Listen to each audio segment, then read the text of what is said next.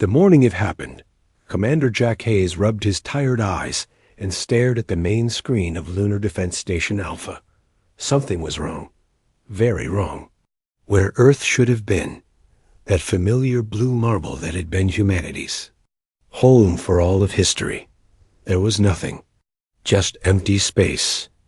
"Run diagnostics on the viewing system," Jack ordered, his voice steady despite the cold fear spreading through his chest. Lieutenant Susan Miller tapped quickly at her console. "Sir, all systems are functioning normally." "Then why can't we see?" "Earth?" Jack asked, though he already suspected this wasn't a technical problem.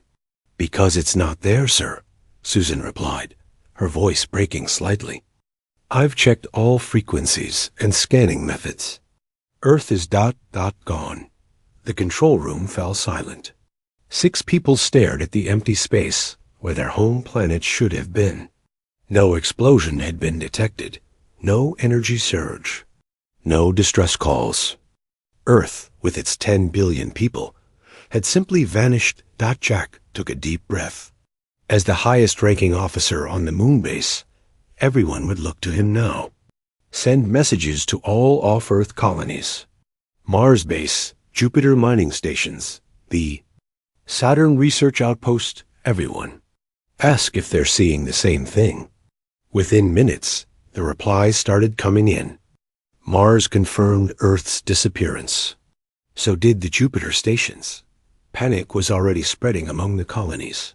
Without Earth's resources and leadership, the survival of humanity's space settlements was uncertain at best.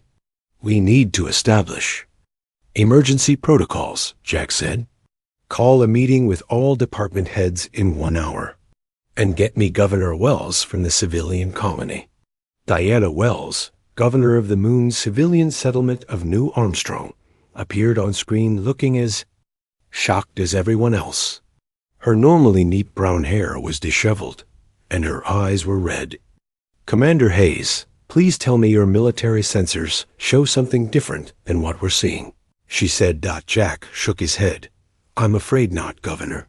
We're detecting nothing where Earth should be. Not even debris. 10 billion people.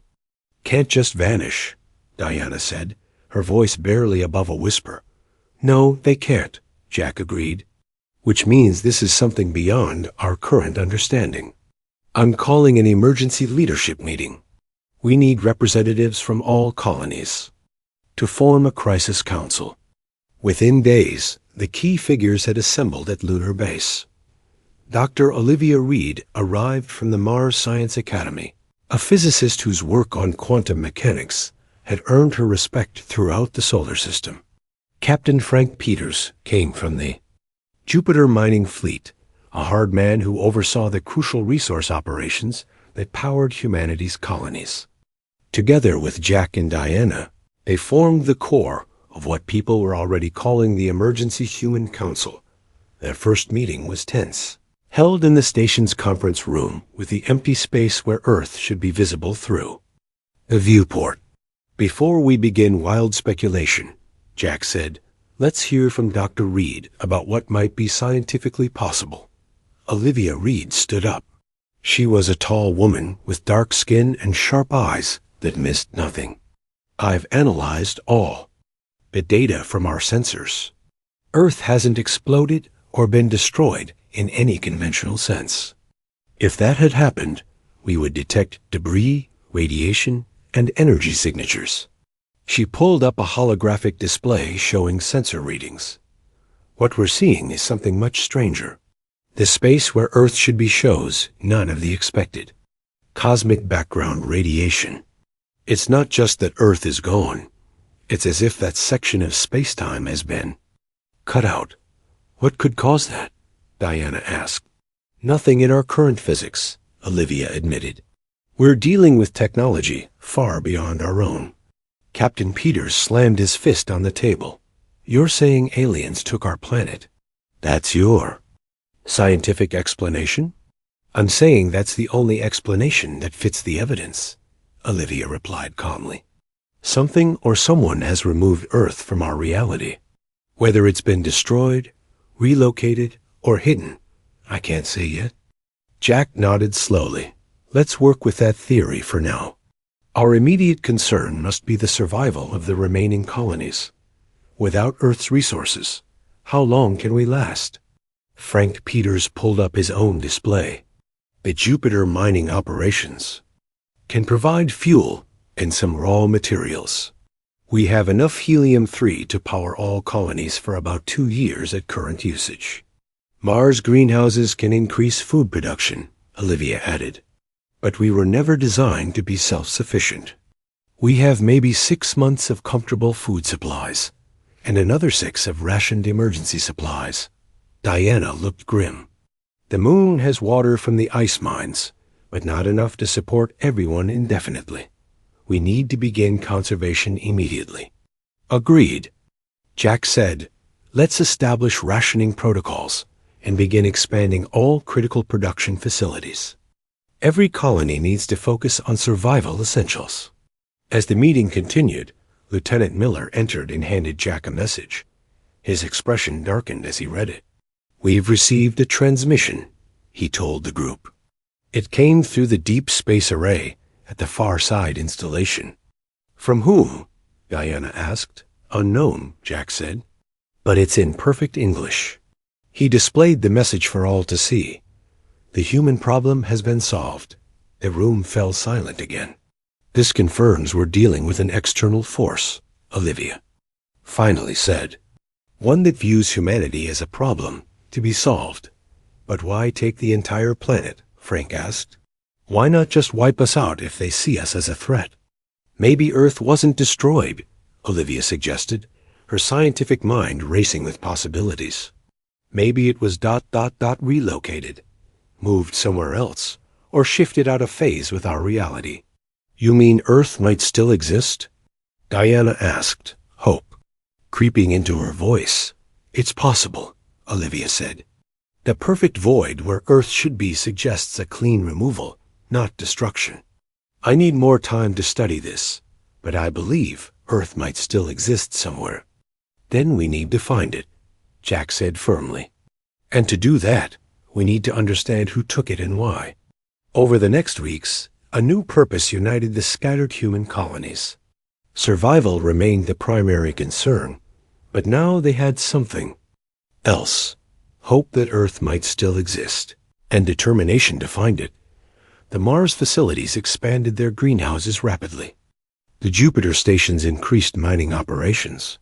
On the Moon, manufacturing centers worked around the clock to build new equipment. Slowly, the panic subsided as people found purpose in their work. Dr. Reed established a new research division, focused entirely on the Earth disappearance. They analyzed the mysterious message repeatedly, trying to extract any clue about its origin. 1 month after Earth vanished, Olivia made her first breakthrough. She burst into Jack's office, her eyes wide with excitement. Commander, I've found something in the transmission. A quantum signature embedded in the carrier wave. I believe I can trace it back to its origin. Where did it come from? Jack asked. Olivia's expression was both triumphant and worried. Proxima Centauri, our nearest stellar neighbor. That's over 4 light years away, Jack said. We have no way to get there. Actually, Olivia replied, we might. The colony ship Northern Star has an experimental drive system that might be capable of making the journey. For the first time since Earth disappeared, Jack felt a spark of real hope. Then we have a mission. We find who sent that message, and we find Earth. What they didn't know then was that someone was already watching their efforts. And that finding, Earth would be only the beginning of humanity's greatest challenge. 3 months had passed since Earth vanished. The remaining human colonies had formed what they now called the Alliance of Necessity. It wasn't perfect, but it gave people hope. Food rationing was strict but fair. The Mars greenhouses now grew 4 times the crops they had before. The Jupiter mining stations worked day and night to supply fuel. On the Moon, factories built new machines and tools needed for survival. Commander Jack Hayes stood at the window of his office, looking out at the lunar landscape. The Earth should have been there, rising blue and beautiful above the gray horizon. Instead, there was only empty space and distant stars. A knock at his door pulled him from his thoughts. "Enter," he said. Dr. Olivia Reed walked in, carrying a tablet computer. Her eyes showed she hadn't slept much. "I've made progress," she said without greeting. Sleep wasn't the only thing Olivia had given up these past months. Small talk had also disappeared from her life. Jack waved her to a chair. "Tell me." "I've analyzed the alien message hundreds of times," she explained. "The quantum signature is definitely from Proxima Centauri, but there's more." She paused, as if unsure how to continue. "Earth wasn't destroyed, Jack. It was moved." "Moved? How is that possible?" "Dimensional displacement," Olivia said. "Earth still exists, but it's been shifted slightly out of phase with normal spacetime. Like moving a book from one shelf to another, except the shelves are different dimensions of reality." Jack tried to process this. "Can we get it back?" "Maybe, if we can find who did this and understand their technology." She handed him the tablet. "Governor Wells has been working on a plan.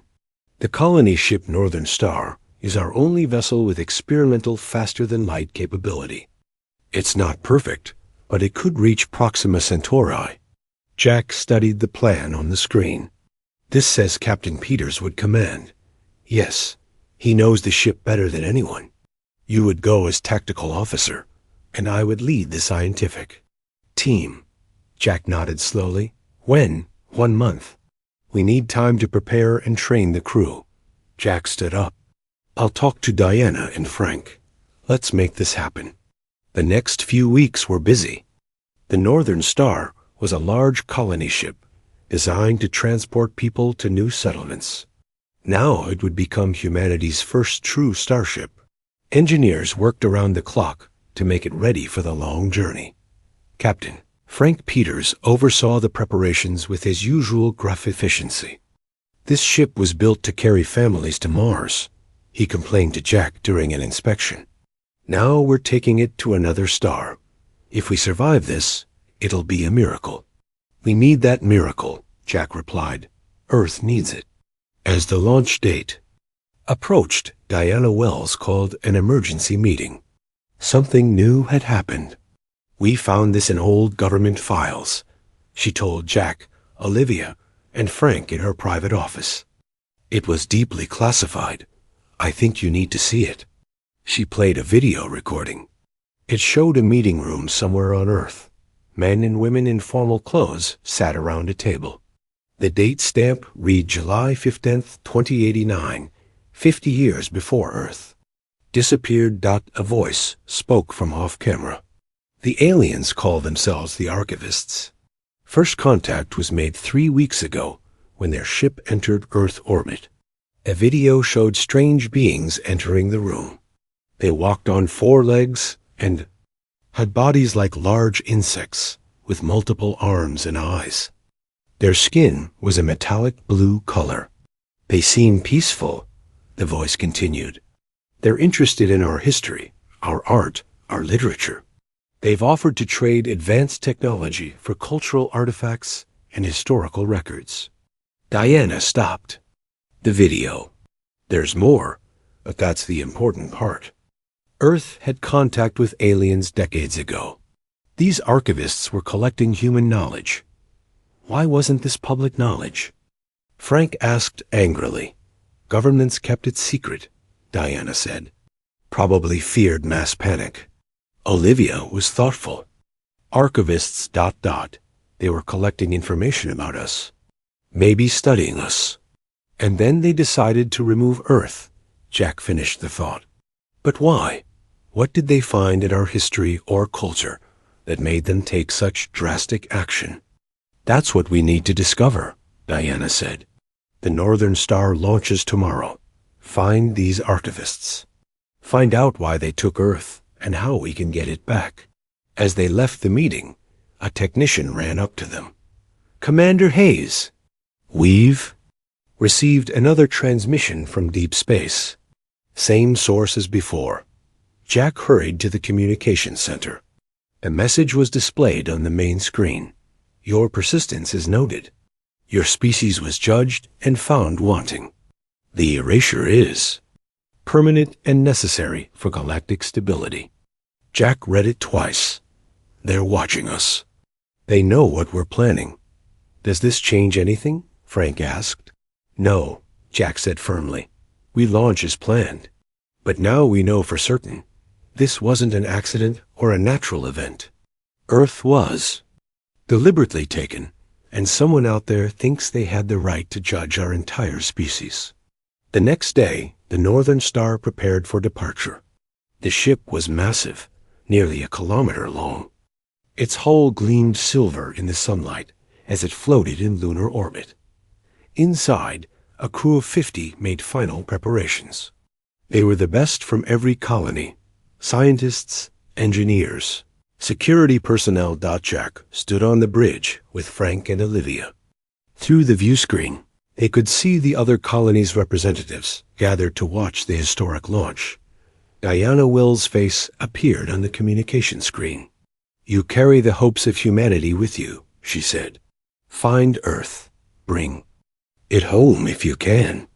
At the very least, discover the truth of what happened. We will, Jack promised. The engines of the Northern Star hummed to life. The experimental faster-than-light drive powered up, creating a strange blue glow at the rear of the ship. Course set for Proxima Centauri, Frank announced. Estimated travel time, 6 weeks. That's if the drive works as designed, Olivia added quietly. It will work, Jack said with more confidence than he felt. It has to. The Northern Star moved slowly away from lunar orbit. Then, with a flash of blue light, it accelerated to speeds no human vessel had achieved before. The stars blurred around them as the ship pushed beyond normal space. Their journey to find Earth had begun. What they would discover at Proxima Centauri would change humanity forever. But as they traveled through the void between stars, none of them could have imagined the true reason Earth had been erased from the galaxy, or what they would need to do to bring it back. Somewhere in a different dimension, Earth still existed, and its people were not sitting quietly waiting to be rescued. The 6-week journey to Proxima Centauri tested everyone aboard the Northern Star. The experimental faster-than-light drive worked, but it made strange noises that kept the engineering team nervous. Food was limited, and sleep was difficult in the cramped quarters. Jack Hayes spent most of his time studying what little they knew about the archivists. The old government files didn't contain much. The aliens had visited Earth, collected cultural information, and left. Nothing suggested they planned to remove an entire planet from existence. Olivia Reed worked day and night in the ship's small lab, trying to understand the science behind dimensional displacement. If we can figure out how they did it, she told Jack, we might find a way to bring Earth back. Captain Frank Peters kept the crew focused and the ship running. His harsh voice often echoed through the corridors. Stay sharp. Humanity is counting on us. On the 42nd day of their journey, the ship's sensors detected something ahead. We're picking up structures in orbit around Proxima B, the sensor operator announced. Artificial structures. Big ones. Jack joined Frank on the bridge. The main screen showed blurry images of massive objects circling the closest planet in the Proxima Centauri system. Are those space stations? Jack asked. Much bigger than any station we've built, Frank replied. Some of them are the size of small loons. Olivia entered the bridge, her eyes wide with excitement. We're not just dealing with the archivists, she said. Look at the different designs. Those structures weren't all built by the same species. Before anyone could respond, the ship's communication system activated on its own. A voice spoke in perfect English. Unidentified vessel approaching Proxima Centauri. Identify yourselves. and state your purpose." Frank looked at Jack, who nodded. "This is Captain Frank Peters of the human vessel Northern Star. We come from the Sol System seeking information about our missing homeworld, Earth." There was a long pause before the voice responded. "Approach coordinates are being transmitted to your navigation system. Follow them exactly. Any deviation will be considered hostile action." A series of numbers appeared on the navigation screen. Frank ordered the pilot to follow them. "They're watching us closely," he said quietly to Jack. "And they speak our language too well. They've been studying us for a long time." The Northern Star moved toward the largest structure in orbit around Proxima b. It was an enormous ring-shaped station with ships of different designs docked around its outer edge. "Look at all those vessels," Olivia whispered. "They're from different civilizations. This isn't just one alien species, it's many." As they approached, they could see that the station was truly massive, at least 50 kilometers across. The Northern Star, once the pride of human engineering, looked tiny beside it. Docking Bay opened on the side of the station. The Northern Star was guided inside by invisible forces that took control of the ship. "They have technology far beyond ours," Olivia noted. "They're pulling us in without physical contact." When the ship came to rest inside the huge docking bay, Jack could see dozens of other vessels. Each looked completely different from the others. Some were sleek and metallic. Others appeared to be made of crystal or even biological materials. "We're not alone in the galaxy," Jack said. "Not by a long shot." A message appeared on the communication screen. "A delegation will meet you at your airlock." 3 representatives. Only Jack, Olivia, and Frank prepared to disembark. Each carried small recording devices to document everything they saw. "Remember," Jack told the others, "our mission is to find out what happened to Earth and how to get it back. Stay focused." When the airlock opened, they stepped out into an enormous chamber. The air was breathable, but had a strange, sweet smell. The gravity felt slightly lighter than what they were used to. Waiting for them was a group of beings unlike anything humans had ever seen. There were 5 different species standing together. One was immediately recognizable from the old video. Files, an archivist.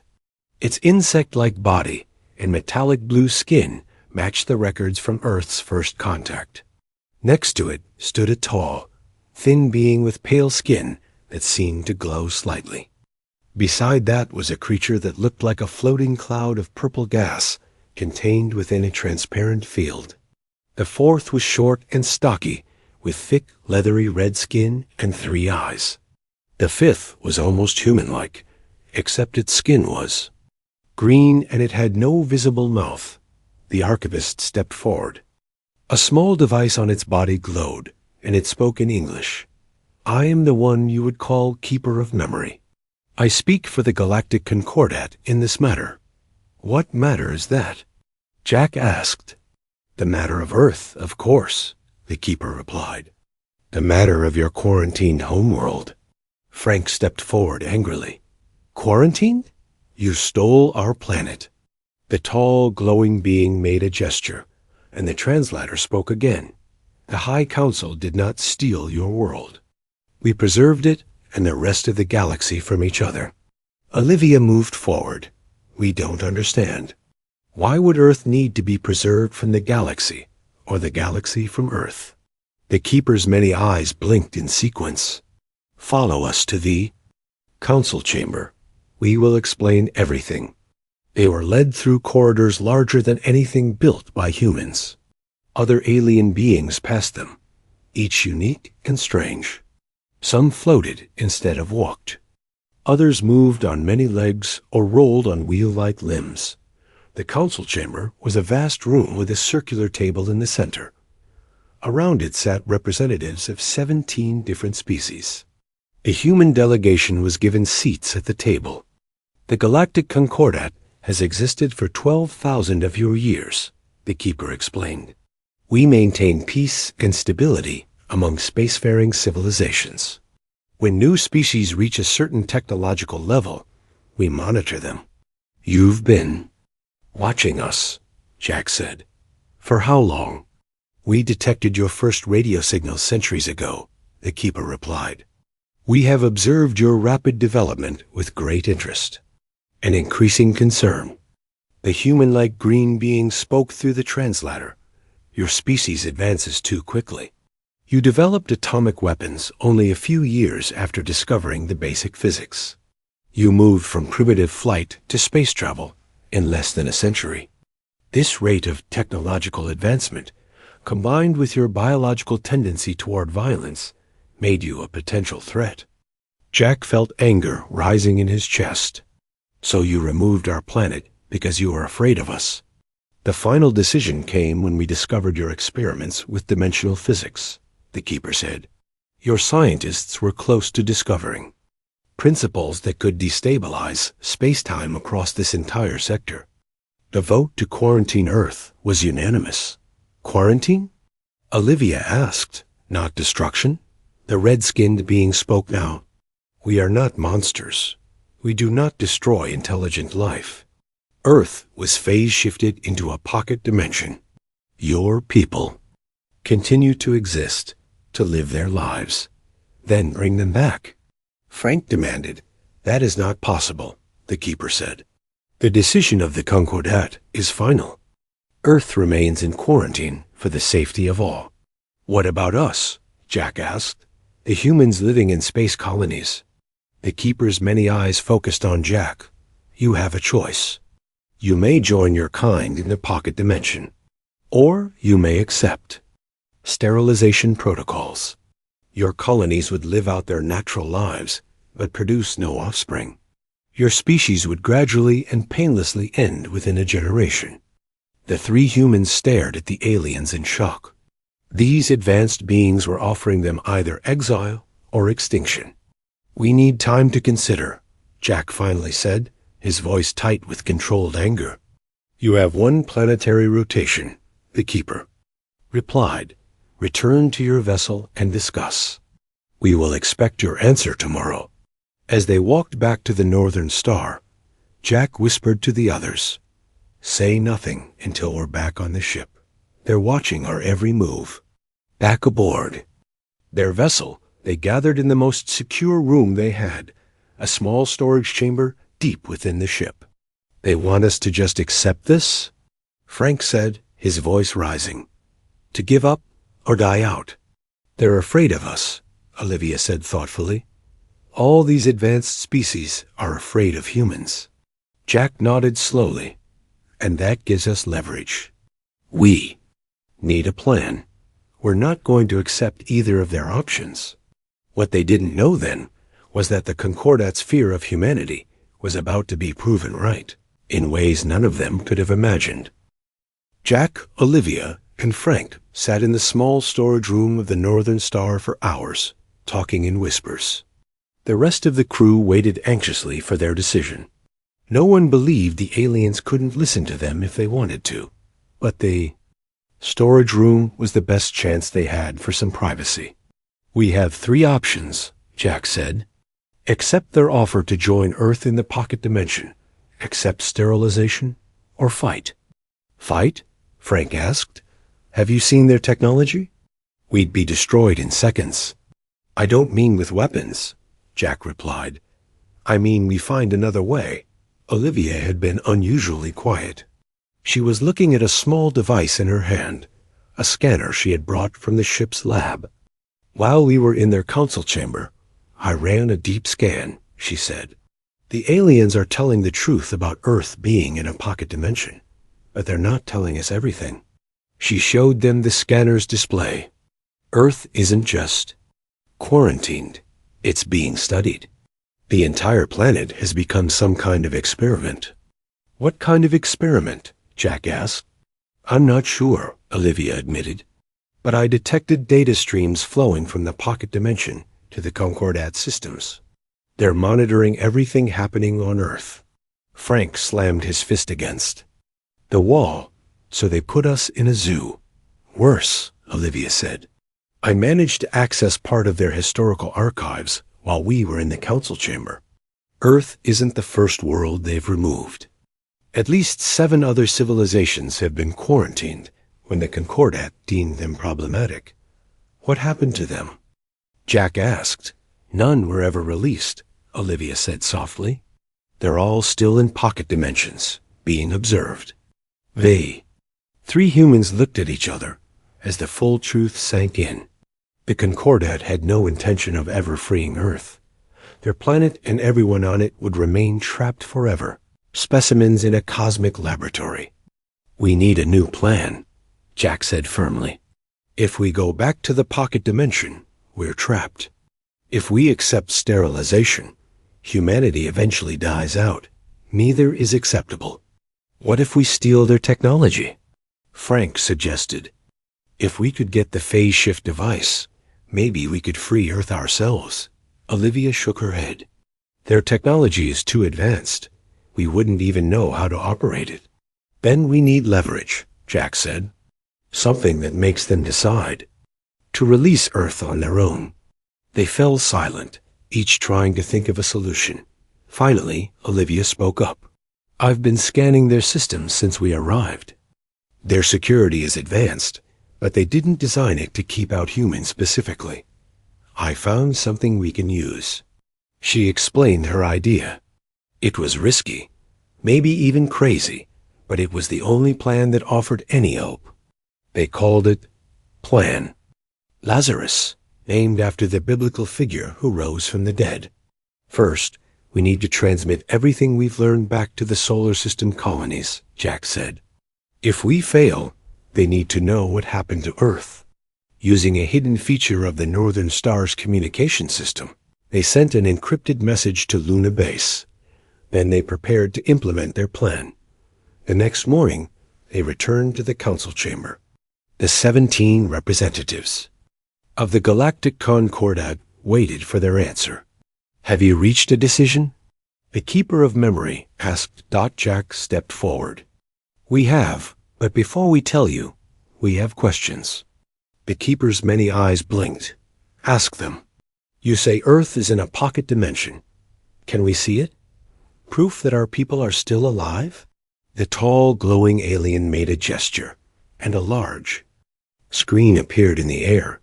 It showed Earth, beautiful and blue, floating in what looked like normal space. This is a real-time image from the containment dimension, the Keeper explained. Your world continues as before, though the inhabitants do not know they have been moved. Jack nodded to Frank, who suddenly pulled out a weapon and fired it at the ceiling.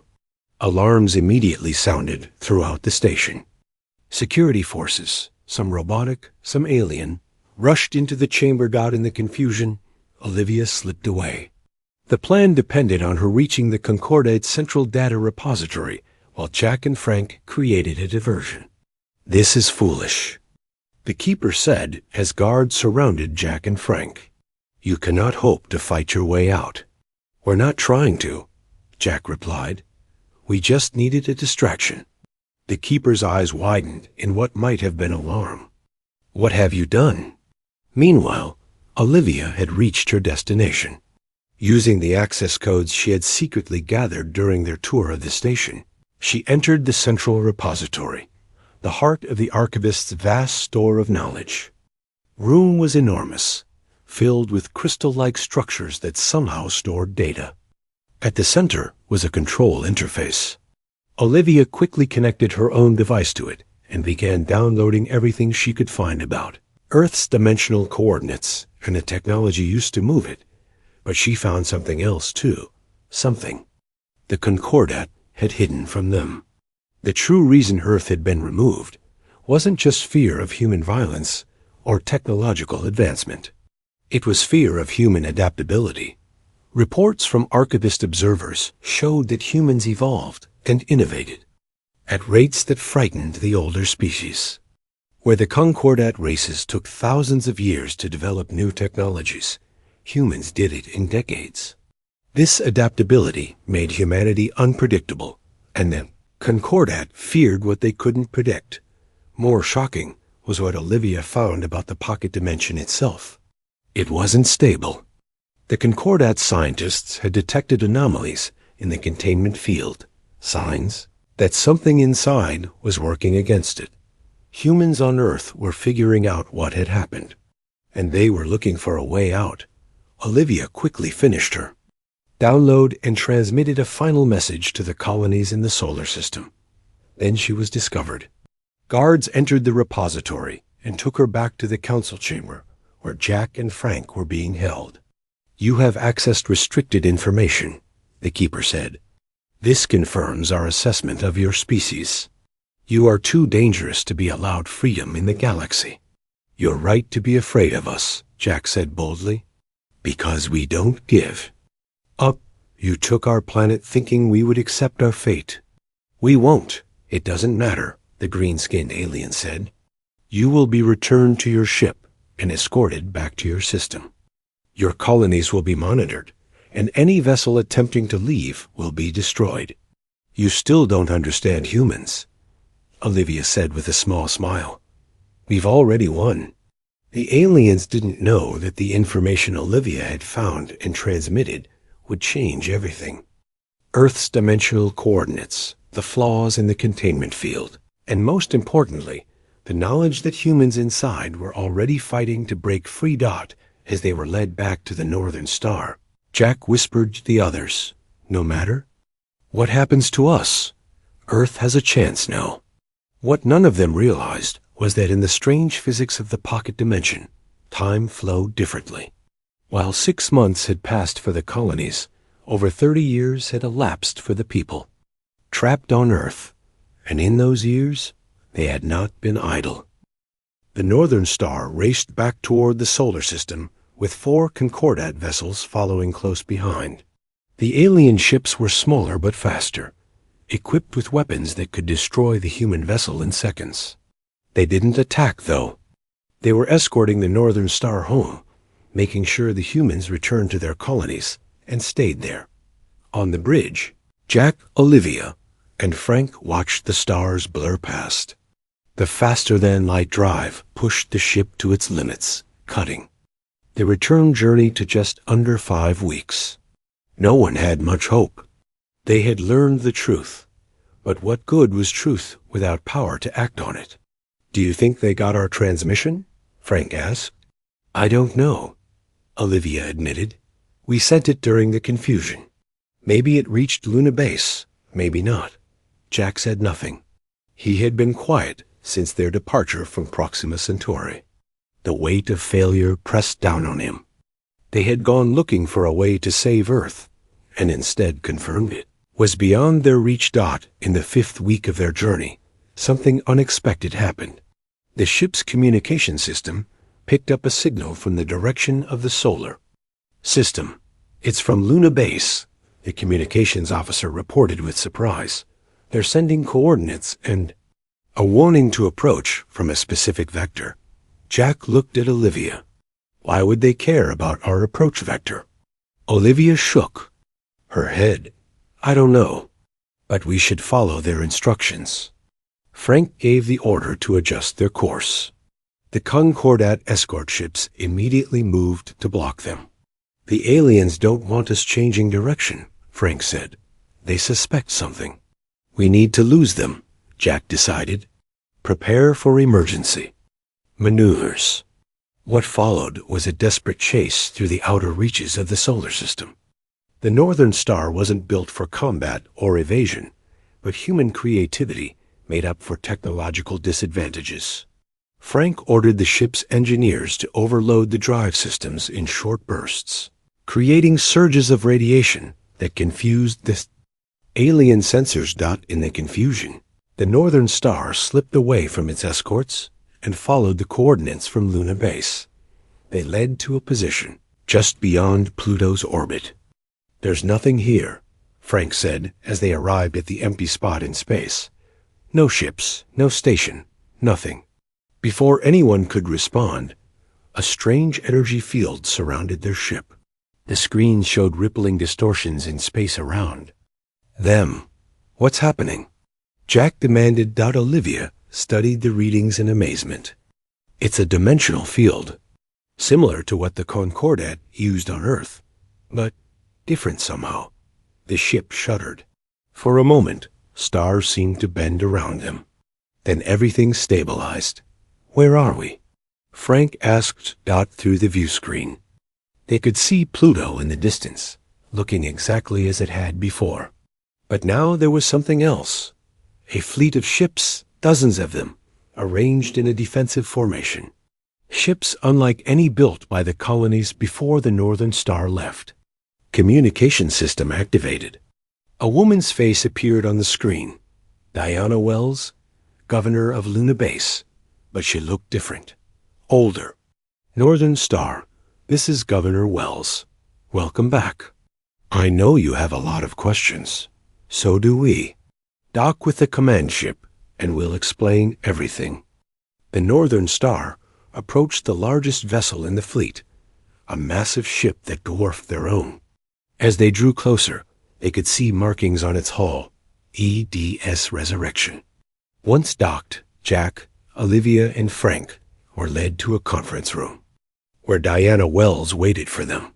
Her hair had gray streaks now, and lines around her eyes that hadn't been there when they left. "How long have we been gone?" Jack asked immediately. 6 months, Diana replied. "But that's not the whole story." She gestured to a seat. "You should sit down."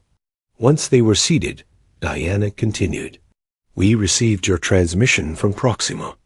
Centauri, the information about Earth being in a pocket dimension, the coordinates, everything. It confirmed what we were beginning to suspect." "What do you mean?" Olivia asked. Diana pressed a control on the table. A holographic display appeared, showing Earth, but not empty space where Earth should be. The actual planet, back in its proper place in the solar system. "Earth returned 3 weeks ago," Diana said. "Not where it had been. Its orbit is slightly offset now, but it's back in normal space." The 3 travelers stared in shock at the image. "How?" Jack finally managed to ask. "They brought themselves back," Diana said with pride. "The people of Earth figured it out." She explained that in the pocket dimension, time had flowed differently, much faster than in normal space. While 6 months passed for the colonies, over 30 years went by for Earth. In that time, they not only figured out what had happened to them, they reverse-engineered the dimensional technology and improved it, Diana explained. They observed the Concordat from their dimensional prison and prepared. The door opened, and a man entered. He was in his 50s, with short gray hair and intense eyes.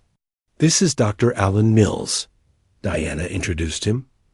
He led Earth's scientific response team. "How did you do it?" Olivia asked him. The Concordat's technology was far beyond ours. Dr. Mills smiled. "They studied us, but they forgot we were studying them back. They took our planet thinking we'd be safely contained, but they gave us exactly what we needed, time to work without interference and access to dimensional physics beyond our previous understanding." He explained that Earth scientists had detected the Concordat's monitoring systems and used them to gather information about the aliens' own technology. They learned how the pocket dimension worked and found its weaknesses. "The Concordat thought they were watching zoo animals," Mills said. "Instead, they were giving us a 30-year education in advanced physics." "But why didn't they stop you?" Frank asked. "They tried," Mills replied. "But by the time they realized what was happening, it was too late. We had already begun the phase shift back to normal space." Jack looked at the holographic image of Earth again. "What happens now?" "The Concordat won't just let this go." "No, they won't," Diana agreed. "Their fleet is expected to arrive in 2 weeks. That's why we've been building defenses." She showed them images of the new ships and weapons Earth had developed, technology that matched or exceeded the Concordat's own. "We used their own dimensional technology against them," Mills explained. "We can detect their ships coming, disrupt their weapons, even create localized pocket dimensions as shields. "You're planning to fight?" Jack asked.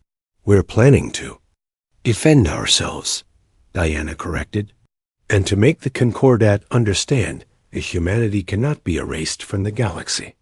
2 weeks later, the Concordat fleet arrived, 17 massive ships representing the 17 species of the Alliance. They expected to find a single rogue vessel that had escaped their containment. Instead, they found a unified human fleet. With Earth at its center dot, the Keeper of Memory appeared on communication screens across the human fleet. "This violation cannot stand," the archivist said. "Return to your containment dimension immediately or face destruction." Diana Wells, now speaking for the United Human Worlds, responded, "You tried to erase Earth from the galaxy, but we are not so easily dismissed. We offer you a choice now: diplomatic recognition of humanity as equals, or proof of why you feared. U.S. in the first place." For 3 tense days, the fleets faced each other. The Concordat sent probes and scanning devices that the human ships easily disabled. They attempted to reactivate the dimensional shift, but Earth's new shields blocked their efforts. Finally, the Keeper requested a meeting. On a neutral vessel between the fleets, representatives of both sides gathered. "We underestimated your species," the Keeper admitted. "No other race has escaped containment before." "We don't want war," Jack said, now serving as Earth's security advisor. "But we will not be imprisoned again." The Concordat withdrew to consider. 3 days later, they returned with their decision. Humans would be recognized as a sovereign species with the right to exist in normal space, but with restrictions on expansion beyond their solar system for a period of 50 years. "It's not perfect," Diana told the Human Leadership Council, "but it's a beginning. In 50 years, they'll find we've advanced even further." As the Concordat fleet departed, Dr. Mills stood with Jack on the observation deck of the Resurrection. "They thought they could erase us," Mills said. "Instead, they made us stronger," Jack nodded. "They tried to remove Earth from the galaxy, but it didn't work. The stars shone before them, no longer out of reach.